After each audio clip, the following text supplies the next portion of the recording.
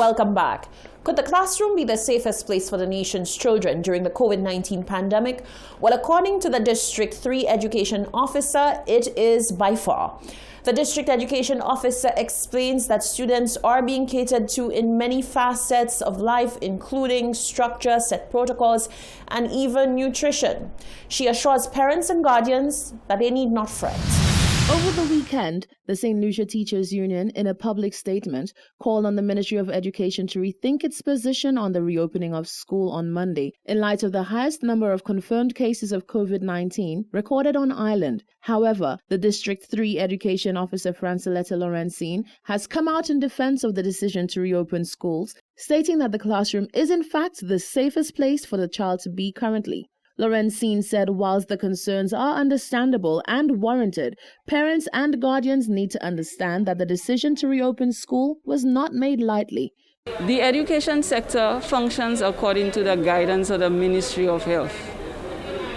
We follow the guidance very closely, and this has allowed us to reopen the sector. So we did not unilaterally decide that we are going to reopen schools. There was much consultation with all stakeholders to get us to this stage.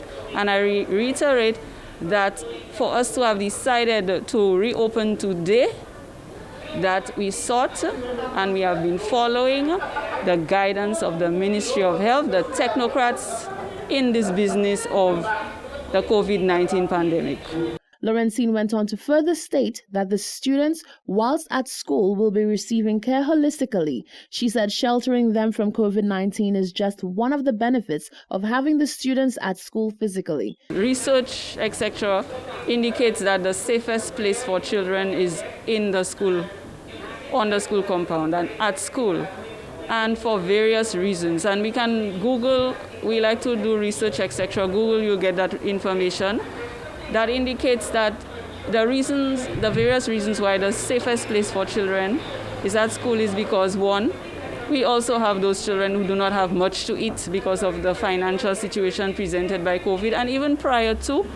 So the school feeding program attends to this need of our children. Children also need routine. They need for them to feel as if they are in a normal zone or space. So this interruption to instruction is not the best for them. They are at school, they have a daily routine, they see the same person every day. The district education officer said the classroom also keeps the children away from direct exposure to the virus and social ills. Sometimes you have parents leaving their children because they have no choice. Leave their children with their neighbors. Within the COVID times, that's not the best. Sometimes they have to drop the children off at their relative's home. You do not know who is coming in and out of the home. Two, that's exposure to another environment, whereas the school, as soon as the children get here in the morning, the protocols are met, they are sanitized, etc. Additionally, when we have our children out there in environments that we are not too certain about, they are exposed to various social ills, many social ills, child abuse of various forms. We know what happens in a school on a daily basis. The children are in a safe zone or environment. So at the end of the day, the fact that the children are away from school, it causes more harm than good. On Saturday, January 9th, the Department of Health recorded 43 cases of COVID-19. Reporting for Hot 7 News, I am Rochelle Gonzalez. All eyes continue to be on schools across the island as their gates are open to students for the first time since closing abruptly in October last year. With concerns surrounding the safety of students at an all-time high, educators and safety officers are doing their best to assure parents and guardians that no stone is being left unturned to protect students. Amidst the controversy surrounding the reopening of school, January 11th is here and students showed up in large numbers to attend classes. So we caught up with two principals of different schools who explained that there are measures put in place for the day and that so far all is going according to plan. Things seem to be under control. The parents are coming in and we're doing our hand sanitizing and also temperature checks. Our caretaker is at the gate, and the teachers are in the classes ready to receive the students. We do not have a problem. Everybody who has entered had their mask on, and no parents are allowed on the compound. So they drop off at the gate, and the children come in. I have made my rounds, and the students are here, and they are going to be oriented again with the protocols as is expected of them. We have a grade that is not in today because we have to ensure that we have the social distancing. So one grade, and on every single day we have one grade at home, and they come on another day. So one is out, and we have 3 of our grades at school today. So we will do our orientation. We are now doing our praise and worship, getting them spiritually ready.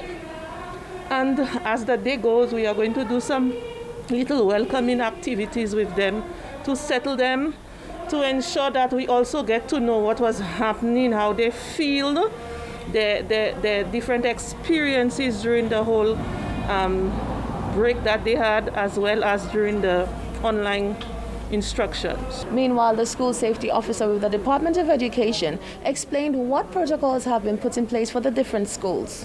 Anglican is the first school I am visiting. I am doing some rounds. As you can see, it's a team effort. You can see the caretaker is doing the temperature checks, ensuring every child is sanitized. We have good cooperation from the parents. So it's all in all, it's a very good team effort that we are able to keep our children and our schools safe as we begin this new term. We expect that the protocols will be followed. We anticipate that we will have a few glitches here and there, but we are ready to work with our schools to ensure that everything runs very, very smoothly and that the students get the education that is required. Whilst the students behind me look settled, safety coordinator at the Ave Maria Girls Primary School, Embert Placid, has given his assurance that all is just as it looks, well and good. So far, so good. Everything seems to be going smoothly so far. As you can see behind me, that there is temperature checking and sanitization of hands happening. All the students are following protocol, wearing the mask as usual. The social distancing happening inside of the school, ensuring that no student is in contact with each other or with any teacher. No sharing of goods or anything happening at the school. So we will, like I said before, we're doing what is necessary to ensure that we help contain the spread of the coronavirus at the school, so that our students can receive the education that they need in the environment, proper environment. Teachers are hoping that this school term and the others after will go uninterrupted. Reporting for the Hot 7 TV News, I am Rochelle Gonzalez. The Gros Islet Minibus Owners Association has revealed that the big day for back to school, which was highly anticipated by minibus operators, was surprisingly underwhelming. The executive secretary of the association said while many students turned up to use the minibus service, the numbers were so low that there was barely a noticeable difference to raise excitement. It was business as usual and nothing too extravagant to report on, according to the Executive Secretary of the Gros Islet Minibus Association, in relation to the highly anticipated rise in commuter numbers with the reopening of schools on Monday. In the past week, minibus operators revealed that they were looking forward to the start of the new school term, as it would mean an increase in the number of passengers, namely students, using the public bus services, thus increasing their daily earnings, which have been severely impacted by the COVID-19 pandemic. On Monday morning, Hermia Lord said the day did not go exactly as planned. Things continue the same. We see the opening of school, but yet still the numbers of children going to school is a lot lower than normal. And the buses that we have doing the comprehensive school children, those buses, we used a lot less buses today than we would normally do. Other schools like SDA and the Gros Islet Primary School, I haven't seen too many of these children. So I cannot say the opening of school have really increased on our number of passengers. Our passenger capacity remains the same. Lord said Monday morning, including the morning rush at 8 a.m., was as normal as can be, and the entire process was kept firmly under control. Reporting for the Hot 7 TV Nightly News, I am Rochelle Gonzalez. Meanwhile, drivers operating from the south of the island say the reopening will not change their operations. One Soufrière Castries driver explained that given the COVID-19 restrictions, carrying students will cause a deeper dent in their pockets. While certain drivers are waiting in anticipation for students to return to school because it will increase operations for them, others say the reopening of schools will not make a difference in their daily operation. The public relations officer of the Soufrière Castries Minibus Association, Julian Snack, on Monday explained that the back-to-school excitement does not apply to members of his association. This morning when I traveled, there wasn't any student on my bus per se. I'm suggesting to my knowledge they may have traveled a lot earlier compared to the time that I got there. Right? But there is no excitement because, one, if they have 10 persons going to Castries and they are all school children going to secondary, they'll be paying like $6. And that in itself, how much money you're making?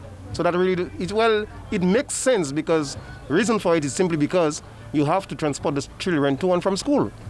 But finance-wise, it does not work. Snack explained that until drivers are allowed to revert to full capacity, the reopening of schools will not profit nor change the operations for drivers in his association. Nothing is really moving because everything is at a standstill. So it's not anything we get, sister. Everything has come to a halt, so to speak, because we ain't getting anything. We just there. The PRO went on to say that drivers will continue to be in a precarious situation, with some even going into debt, as on most days, operation and spending costs outweigh the monies they make in a day. Reporting for Hot 7 News, I am Genevieve Gonzague. Now, the National Council on Public Transportation is reminding bus operators that they should continue to adhere to COVID-19 protocols, despite the fact that schools have reopened. The president of the NCOPT explained that negotiations continue for there to be some sort of relief to bus operators, but for now, passenger limits are still in effect. The National Council on Public Transportation has issued a reminder to members that they are not to become complacent, nor are they to begin ignoring or flouting the COVID-19 protocols now that schools have reopened. President of the NCOPT, Godfrey Ferdinand, on Monday explained that COVID-19 protocol remain in full effect. Council is requesting of the operators to just take heed, follow the protocols, encourage the passengers to follow the protocol, and they themselves follow the protocol. We need to protect each other so that we will not have a spike in the COVID situation in St. Lucia. And we are also appreciative of the fact that school has reopened, which will at least help some of the associations, because for some of the associations, 20% of the market is school children. So that would bring some added relief to their income. I also want to request that members really follow the protocol and stick to the 10 passengers until further notice. He says negotiations continue with the relevant authorities to put measures in place to support drivers. He explained that given the reopening of schools, the authorities also have to assess whether changes will be made to the operations of the transportation sector. I know we've been saying this for a while, that the operators will be compensated for the fact that they are transporting 10 passengers. We are still in negotiation. I know some of them are frustrated about that fact that we are still in negotiation.